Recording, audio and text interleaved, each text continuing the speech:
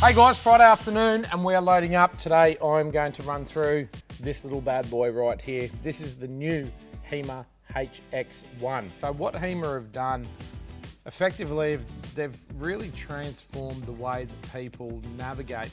But this has replaced most of the typical maps that I think people are using when they're touring, specifically around Australia. Now, HEMA have mapped a little bit of North America, but for Australian use, and chances are if you're touring around Australia, you're going to run into the HEMA Map Patrol. Now, the HEMA Map Patrol actually also use a Patriot X1 for a lot of their mapping, and they're constantly out there updating, refining, ensuring as tracks change over the years, that they're back out there replotting it. What I'm going to do today, I'm going to give you a really quick run through on the main features of this device. The two modes that you're going to use most is obviously drive and explore. You've got all your settings over here.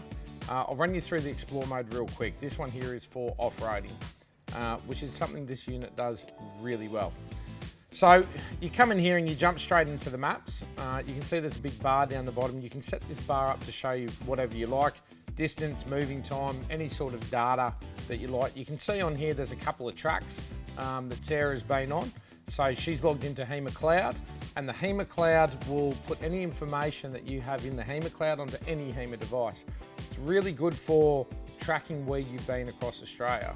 So when you record, you hit the record button down the bottom. Anywhere that you travel, you can zoom obviously right in on all of the tracks. I don't know if the maps are actually loaded up here, but you can see here, north of Cairns, the route right up to the top to Cape York. And you can track back on any trip that you've done. You've seen out here towards Port Stewart. So for your off-roading, what this really does is HEMA has taken all of those paper maps and put all of those paper maps into a digital device. So this still runs like you were running off a paper map. This bit of gear here is absolutely amazing. When you're off-road, no roads around. We'll go into mode 2. The other mode that you'll use a lot, and especially when you're traveling on a trip, when you're going to a four-wheel drive destination, say you're going to Cape York, you'd run up to Cape York in this mode, which is your normal street navigation mode. And this will take you all the way up to Cairns. Once you get out of Cairns, you get onto the dirt roads, then you'd flick over to the Explore mode, which will give you those paper maps with a lot more detailed information onto off-road tracks. I'll quickly run you through one of the features that you'd probably use a lot on the HX1. Let's say, for example, we go into a new route. We'll just click on Broken Hill. So like a normal GPS, it'll give you turn by turn street guidance heading out to Broken Hill. So you can see here 405 kilometers. Start navigation. Still looking for a GPS signal, but let's just ignore that for a second. I'm on my route to Broken Hill. I'm getting, I'm at the end of the day, want to find a campsite. This is something really handy.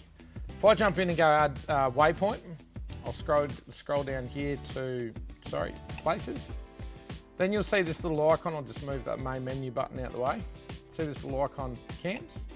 Now, if anybody has used the camps map before, you can see that this camps 8 locations. Caravan park, day use, overnight camping. I want to pull up on the side of the road. This has given me a list of every listed overnight campsite on the way to that destination. So let's jump on this one, for example. Now you can get detailed information. Harricks Pass, parking area 7 kilometres northwest of Wilmington, blah, blah, blah, blah, blah, near a road, suitable for camper vans, caravans, view, pets, and how cool is this? There's a picture of the campsite. So you have a quick look at that. Yep, that looks good. I'll pull up there for the night, add that in as a waypoint, and there you go. That's probably the main feature that I would use on a HX1 when you're inside of the street navigation. Now the device does so much more than that, but I'm not going to turn this into a 4-hour video like I said at the start. You really need to check them out. HEMA HX1, this is a bit of kit that if you're touring around Australia, you definitely have to have. Quick video for this Friday afternoon. That's it. I'm going to finish loading up and I am out of here.